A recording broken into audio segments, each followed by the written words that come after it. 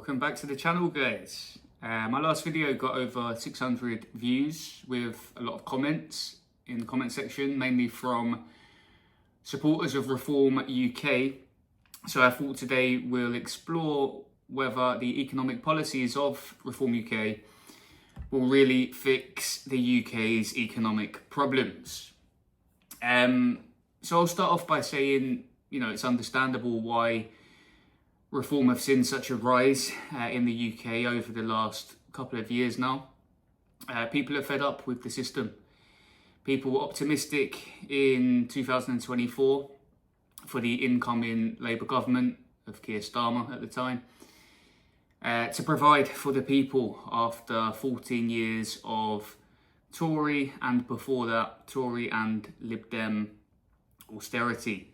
So it's understandable, right? When we've spoken about it on the channel before, house prices are rising. Ever increasingly, younger people are unable to buy homes, and they feel like their adulthood is delayed somewhat in terms of buying a home, starting families, etc. Wages have not risen properly, salaries not risen properly in line with inflation for years and years and years now. And there's just a general sense that the country is on decline. So it is completely understandable that people are looking for a new political outlet, a new place to offer their support, because people want something different and people want a new vision for the country. But we need to look at then Reform's economic policies to see, will this deliver the things that people want, or is it just a vote kind of almost in anger? And one of the main Reform economic policies is tax cuts, with the idea being that if we cut taxes on wealthy individuals, wealthy businesses and corporations, that this money will then recirculate around the economy, and the old, again, kind of neoliberal idea of trickle-down economics, that this money, if we kind of give more money and let the rich people, individuals, businesses have more money, then this money will trickle down essentially the rest of the economy, and so everybody will be better off. Now that's the theory.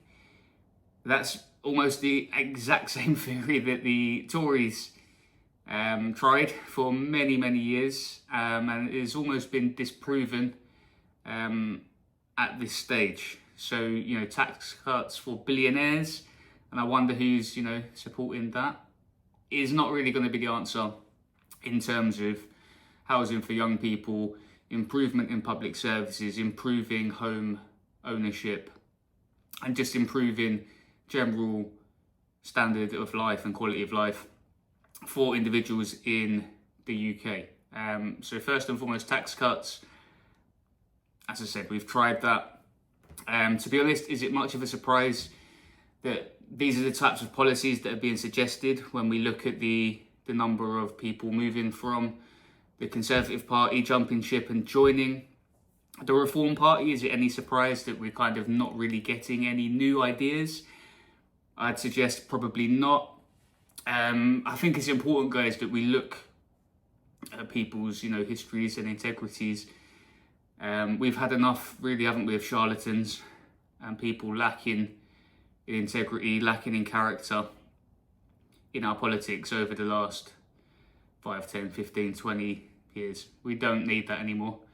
And tax cuts are not where we need to go.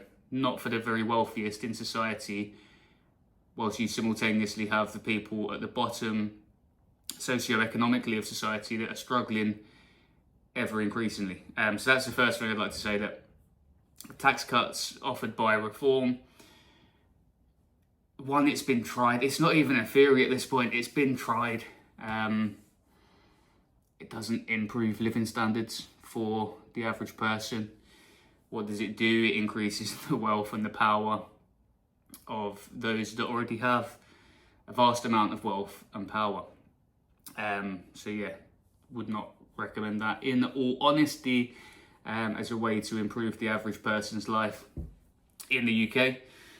Secondly, the housing crisis, guys. We know the housing crisis is a crisis of ownership. Young people in particular are being priced out of owning their own homes and starting their lives, as I mentioned earlier. Now, this requires massive house building, social housing, cheap housing, affordable housing. And this needs to happen. We need to increase the supply of housing in the country, and ultimately to drive down the prices and to create a housing market, kind of ironically, where it is less so as a market, definitely less so as a speculative market where people just invest in housing as a means to increase their net worth, and return housing to what it is, which is for people, individuals and families to have homes and to build lives, rather than for speculators and often foreign investors to come into our towns and cities and to make money.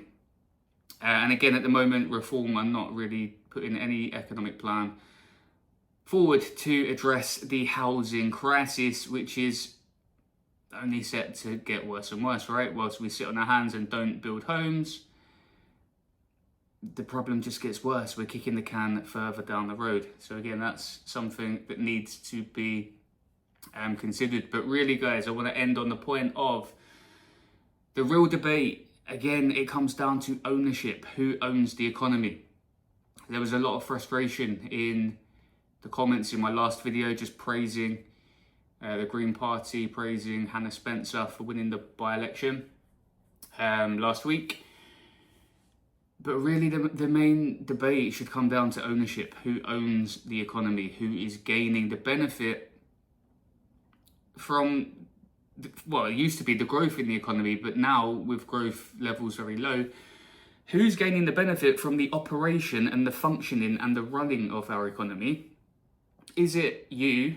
Is it me? Is it the average worker? Or is it those at the very, very top of society? And I think it's obvious we can all answer that question. That is not a natural God-given rule that has to be the case.